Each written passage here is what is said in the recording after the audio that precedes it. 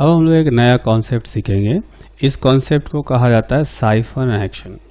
Siphon action में क्या है कि आप देखेंगे कि जो एक फिगर बनाया है इसमें दो कंटेनर रखे गए हैं, एक ज़्यादा हाइट पर है, एक कम हाइट पर है, और दोनों को एक ट्यूब से जोड़ दिया गया है।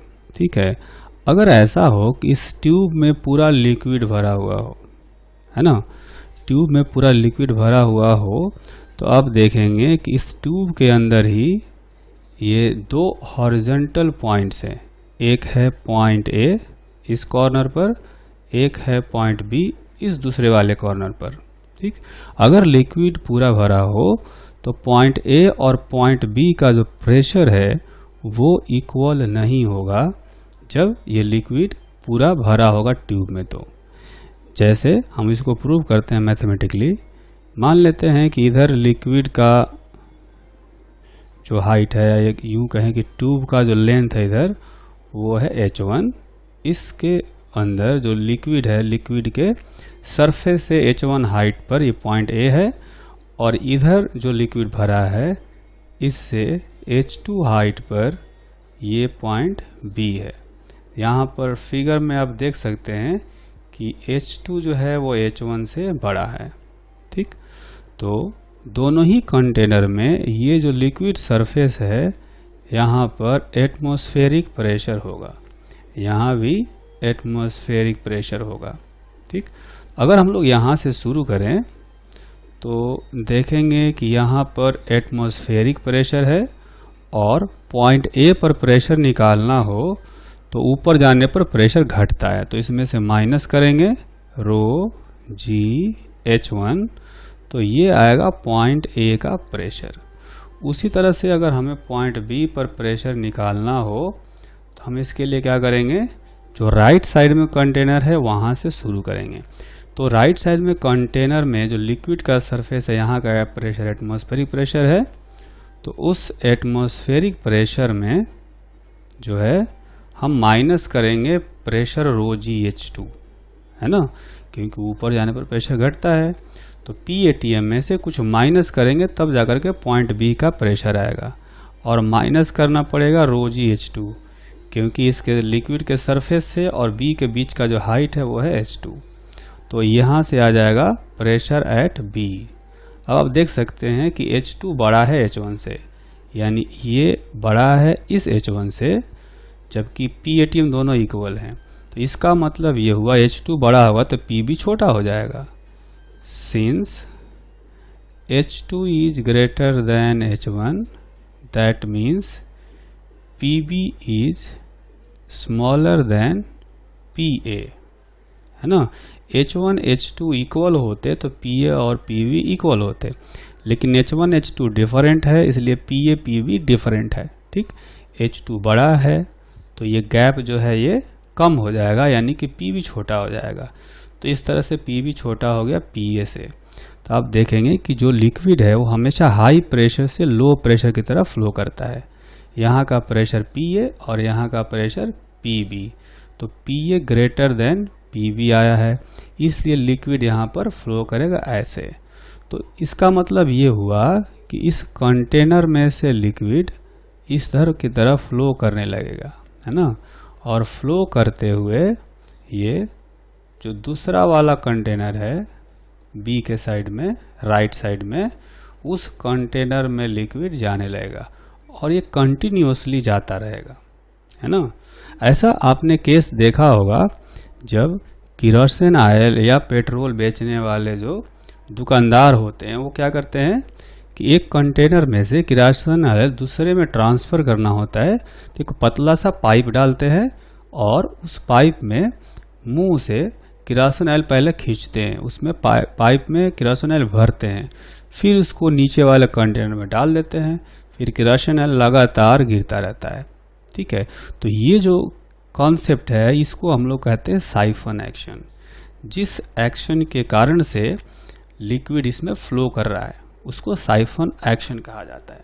आप देखेंगे कि यहाँ पर कंटिन्यूअसली जो है लिक्विड इस लेफ्ट वाले कंटेनर में से निकल करके राइट वाले कंटेनर में जाता रहेगा।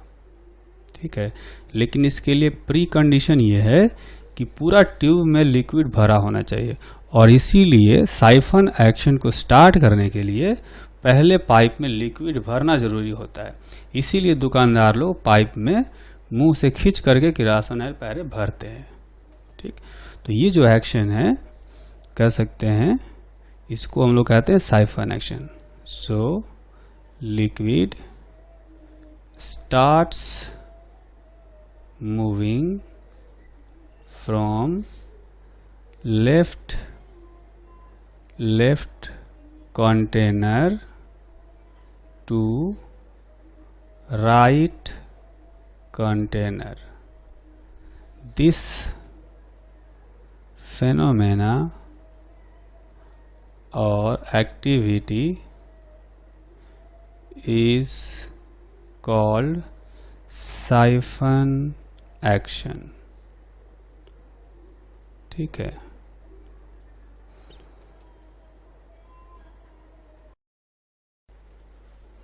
एक एग्जाम्पल करते हैं। इस एग्जाम्पल में आप देखेंगे कि एक पाइप दिखाया गया है जो कि 90 डिग्री से बेंड किया हुआ है। इस पाइप के अंदर लिक्विड v वेलोसिटी से इंटर कर रहा है और v वेलोसिटी से ही बाहर निकल रहा है। ठीक, अब इस पाइप पर जो है हमें कुछ फोर्स लगाकर के इसको स्टेशनरी रखना है। तो क्वेश्चन ये है कि फाइंड द फोर्स required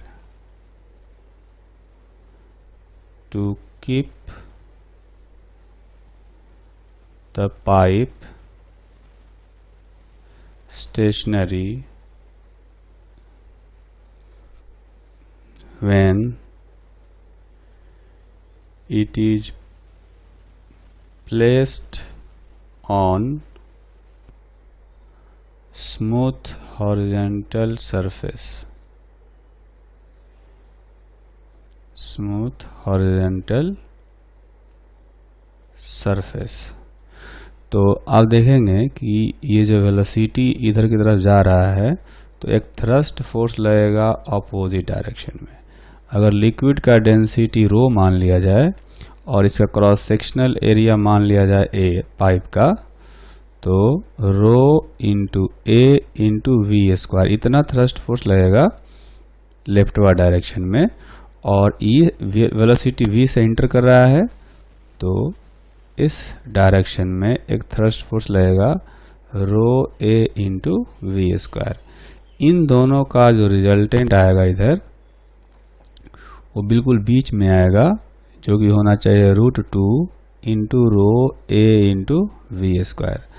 तो ये जो फोर्स है ये लिक्विड के कारण से, लिक्विड जो मोशन में है उसके कारण से लग रहा है। हमें क्या करना पड़ेगा, इसके जस्ट अपोजिट डायरेक्शन में एक फोर्स लगाना पड़ेगा, है ना, और ये फोर्स लगेगा तो उस फोर्स को जो कि थ्रस्ट फोर्स है उसको बैलेंस कर लेगा।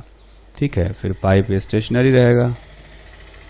तो हम लोग ये कह सकते हैं कि force required to keep the pipe stationary is equal to √2 rho into A into we square, है ना। इतना फोर्स की जरूरत होगी इस डायरेक्शन में।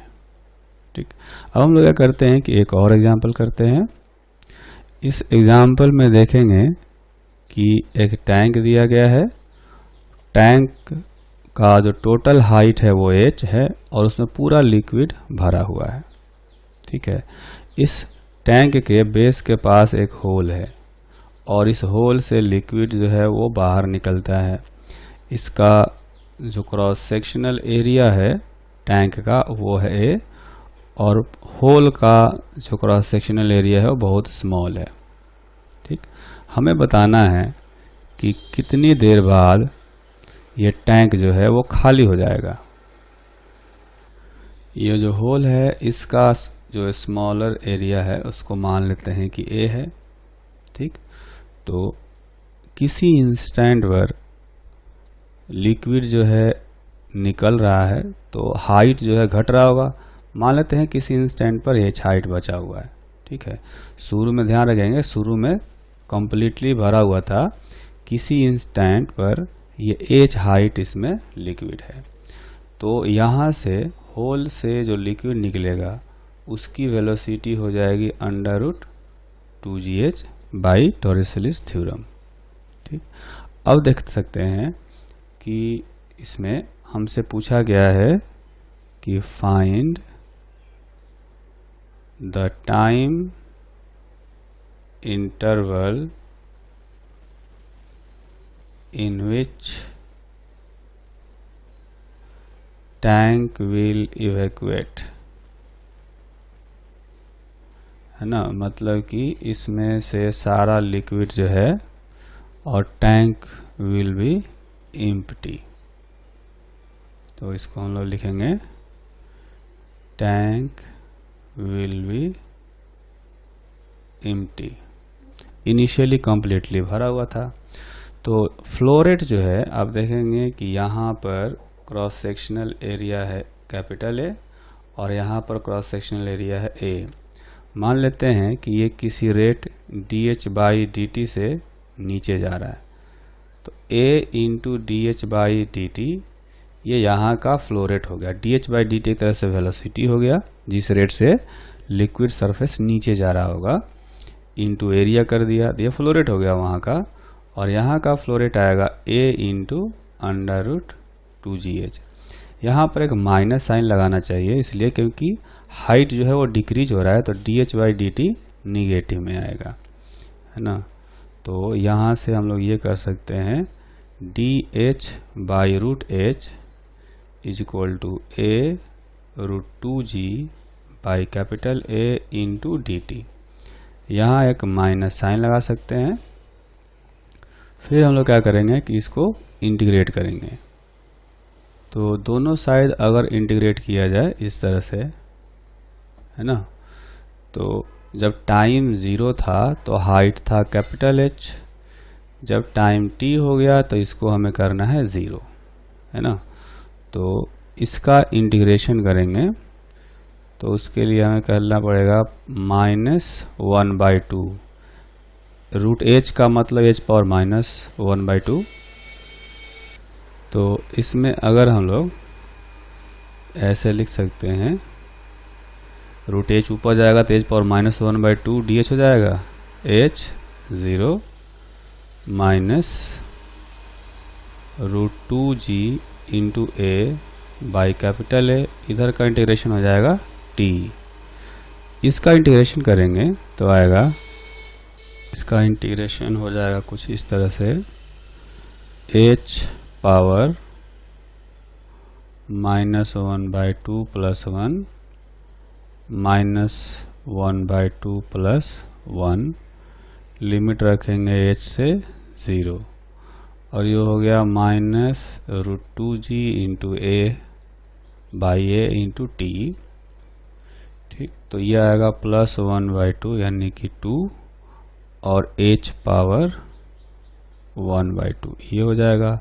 इसमें लिमिट रखना पड़ेगा हमें इतना, √2g a रूट के बाहर है इंटू t। तो लिमिट रखने पर ये हो जाएगा 2 minus √h minus 2g small a by capital A into t। ठीक, तो यहाँ से t का जो वैल्यू आएगा capital A by small a, है ना, into √2 into h divided by g। ठीक है, ये रूट जो है वो g के ऊपर भी रहेगा। तो इस तरह से टाइम इतना आ गया और ये पॉजिटिव में टाइम आया है, टाइम कभी निगेटिव नहीं होता है। ठीक, नेक्स्ट एग्जाम्पल करते हैं। इस एग्जाम्पल में एक कंटेनर के अंदर दो तरह के लिक्विड भरे गए हैं। लोअर हाफ पोर्शन में 2 रो डेंसिटी का लिक्विड है और अपर हाफ पोर्शन में रो डेंसिटी का लिक्विड है ना। इस कंटेनर का टोटल हाइट है h।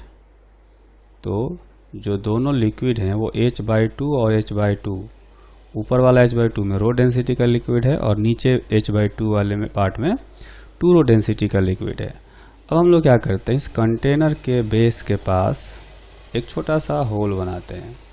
ठीक है, तो हमें बताना है कि इस होल से जो लिक्विड बाहर आएगा उसकी वेलोसिटी कितनी होगी।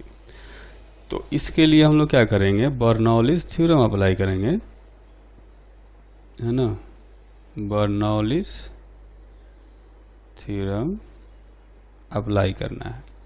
तो इसमें 2 क्रॉस सेक्शन लेंगे, एक क्रॉस सेक्शन हम लोग लेंगे यहाँ पर और दूसरा क्रॉस सेक्शन लेंगे इस होल के पास। ठीक है, तो देखेंगे कि यहाँ पर एटमॉस्फेरिक प्रेशर है और यहाँ भी एटमॉस्फेरिक प्रेशर है, क्योंकि ये होल जो है ये भी ओपन हो रहा है एटमॉस्फेयर में। तो अपर वाला जो क्रॉस सेक्शन है वहाँ पर प्रेशर एनर्जी लिखेंगे PATM, काइनेटिक एनर्जी ऑलमोस्ट 0 होगा क्योंकि क्रॉस सेक्शन बहुत ही बड़ा है ना। अच्छा, रेफरेंस लाइन हम लोग यहाँ ले लेते हैं। तो यहाँ पर पोटेंशियल एनर्जी निकालना हो तो पोटेंशियल एनर्जी ऐसे लिखेंगे 2 रो G इंटू H/2 इनकी पोटेंशियल एनर्जी प्लस रो G H/2 इसकी पोटेंशियल एनर्जी। ठीक है, अच्छा अब आएंगे इस पॉइंट पर। तो यहाँ पर एटमॉस्फेरिक प्रेशर है, पोटेंशियल एनर्जी यहाँ पर 0 है और kinetic energy half, density liquid का 2 रो है, हाफ रो भी स्क्वायर होता है तो डेंसिटी 2 रो लेंगे क्योंकि यहाँ से जो लिक्विड बाहर आएगा उसकी डेंसिटी 2 रो होगी इंटू V²। अब अगर इसको हम लोग सिंप्लीफाई करते हैं तो देखेंगे कि PATM और PATM कैंसिल हो जाएगा, है ना। तो यहाँ पर आएगा, ये हो जाएगा 3 रो G H/2 और उधर आएगा रो V², यानी जो वेलोसिटी आएगा वो होगा 3/2 GH का रूट, है ना। तो इतनी वेलोसिटी से यहाँ से लिक्विड और फिर से बाहर की तरफ जाएगा।